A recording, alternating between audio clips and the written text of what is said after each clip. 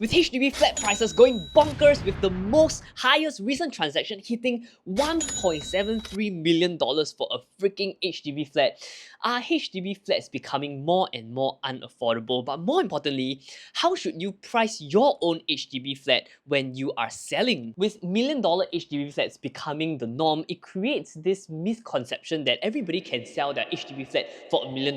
But that is obviously not true, right? There are many attributes to deciding how to price your HDB flat, including things like the floor level, the location, the facing, and certain renovation attributes. I'm going to run through some of these important key information to check out before you price your HDB flat for sale. You see, the problem with pricing your flat too high above the market is that people will not overpay for your unit, right? No matter how nicely renovated it is, people do have a budget because people's ability to spend money is as such. So if you overprice your property because you think that your home is really awesome, your property will likely sit in the market for an extended period of time. And when your property sits in the market for an extended period of time, what will happen is most home buyers will continue to see your listing and start to wonder, hey, is there a problem with this listing? Why isn't this listing selling? Because most HDB flats actually get sold within a 2-week to 2-month period. If your HDB flat sits on the HDB portal for 2 to 3 months or longer, it becomes what we call stale. But let me share with you a few points to take note when you are thinking of selling your HDB flat and how you can work with your favorite real estate consultant to price it properly. So number one, the first metric to decide how to price your HDB flat is to check for past transactions. Now take note, you're not checking for current listings and the asking price. You're checking for prices that have already been transacted, means signed, sealed, and sold. And you can find these transactions on the HDB portal, or rather, you can find these transactions on the HDB website. And when you're looking for these transactions, you do want to look for flats with very different attributes from yours. So for example, yours is a high floor 4-room HDB flat in the Bedok area. Then you want to search for similar transactions that is also 4-room, high floor in the Bedok vicinity of the same age. So if your flat is built in the 1990s, then you want to look for similar transactions in Bedok area in the 1990s as well. If you look for transactions that is not similar to your unit, your home, then it becomes a bit pointless. Most online and agent recommendations will recommend you to look for transactions that has taken place in the past 12 months, which is correct. But my personal recommendation and what I do for clients is to look for transactions that happen in the past 6 months. Why? Nowadays, the property market moves so quickly that I think a 12-month horizon is slightly long because there's so much property being transacted. In order to get a more accurate idea and more accurate figure, I think 6 months is a better gauge. That's my personal opinion though. If there is limited transaction data within your block or vicinity, you can expand the radius for up to 1 km or even 2 km just to have more data and get a better idea of the transactions that's happening in your vicinity. Next important point, you also want to take note that while you are looking at the transaction data, you want to ignore the outliers. It does not mean that as long as one unit in your vicinity transacts over $1 million means you can sell at $1 million as well. You want to look at the whole bunch of transactions as well as the data to see and identify the average price. So looking at this example, I've taken out some data of some 4-room flats in the Dawson area, and you see that there's one outlier that has been sold close to $1.4 million, whereas most of the other transactions are still hovering around the $1 million mark.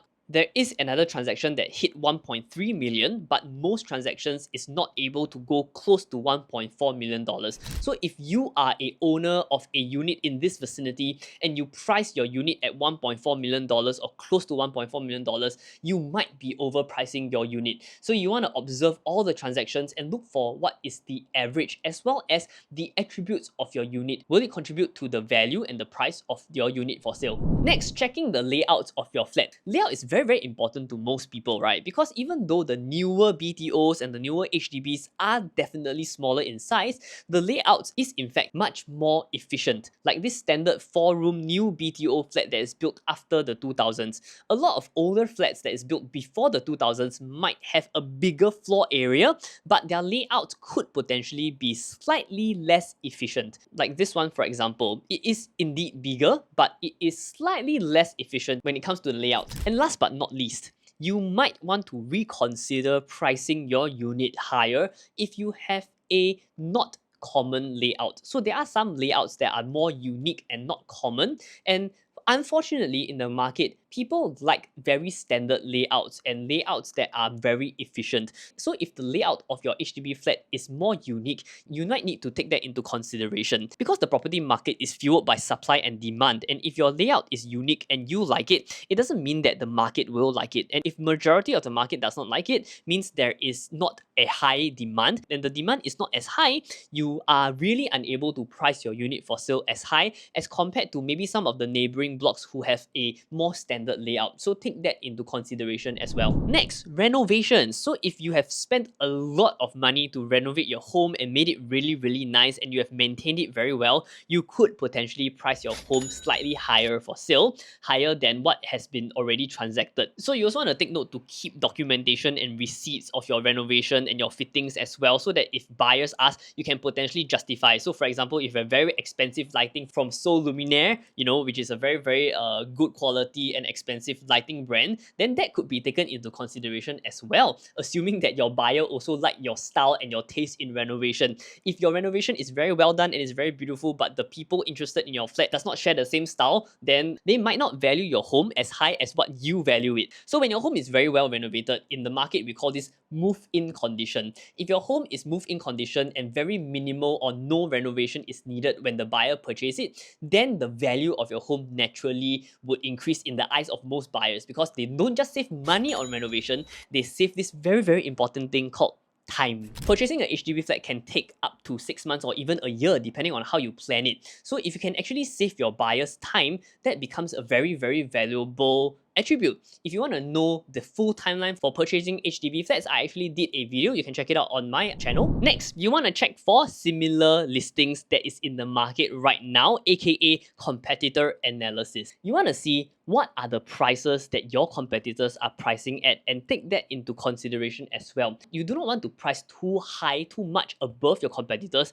but you also do not want to price too low below your competitors unless you are in a rush to sell and you are doing a fire sale type of situation. Check out the attributes of your competitors and try to figure out what their pricing strategy is before you come up with your own pricing strategy. Fewer competitor listings will allow you to price better, maybe because there is less competition. But if there's a lot of listings and they are priced very competitively, and you go and price it very high, much higher than theirs, chances are your listing will be stuck in the market. And when your listing is listed too long in the markets, it might scare off potential buyers, because people will start thinking, why this unit cannot sell? Is it because there's an issue? And you might not even be able to attract them to come and see anymore. Next, cash over valuation, COV. If you think your home can fetch a much higher price than the market value because your renovation is very good, the unit attributes are very good, you might be right. You might have buyers that come in to offer a much higher price than the market. It is indeed possible, and we have seen so many transactions that have been transacted because of that. However, even though your buyers and yourself might think that the value of your flat is high as such,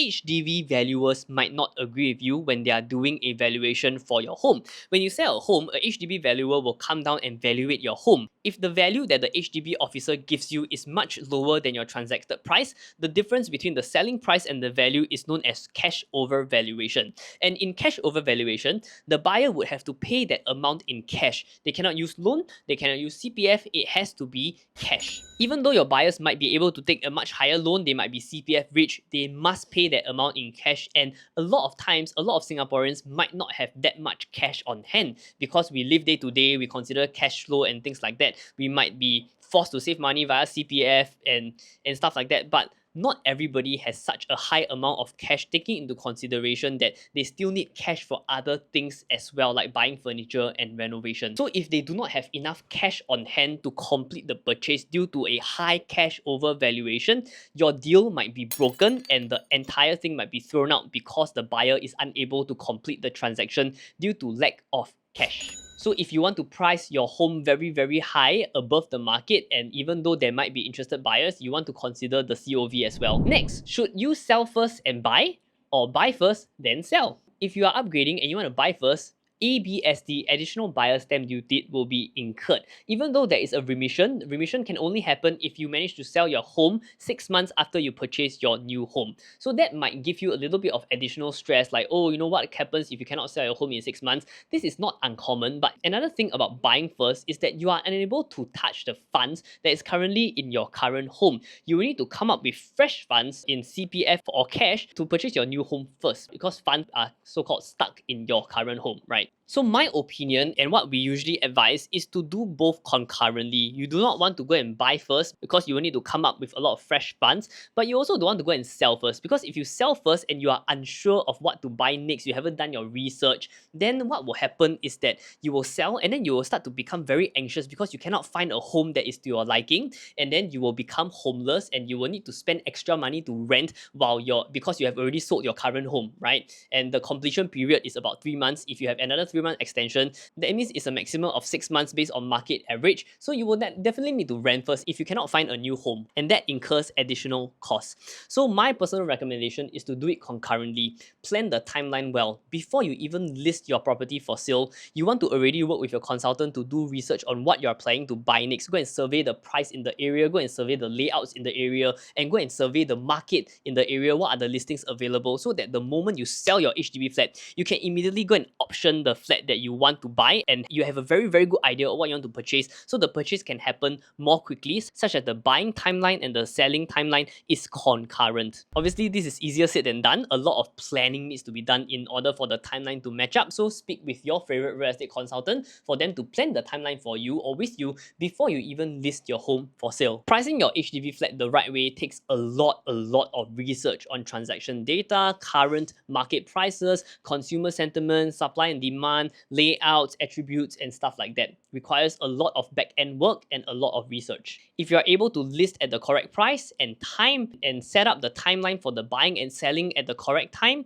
you will have a very smooth transaction. In fact, these days you don't even need a real estate agent to sell your home anymore. HDB has opened up the HDB portal for you to sell the home yourself if you are up for it. If you don't mind going through the hassle and putting in the work to sell your home, you can actually do it yourself. But if you prefer saving the hassle, saving the time, focusing on your business, focusing on your work, and spending time with your friends and family, and you want to engage a professional to do it, that is not a terrible idea as well. Pick your favorite real estate consultant that you can work with and execute the strategy as you guys discussed. If you don't really know who to call, you don't really have a favorite real estate consultant yet, you can reach out to my team at Property Partners. I will leave the link in the description below, and I'll leave my number in the description below. If you're looking to sell your HDB home and need some advice, we provide free consultations as well. Feel free to reach out to us at Property Partners. So that is how you price your HDB flat for sale. So if you like real estate content, you like business, you like freelancing, you like personal finance, do give me a like, comment, and share for more videos like that. And I'll see you in the next video. Peace!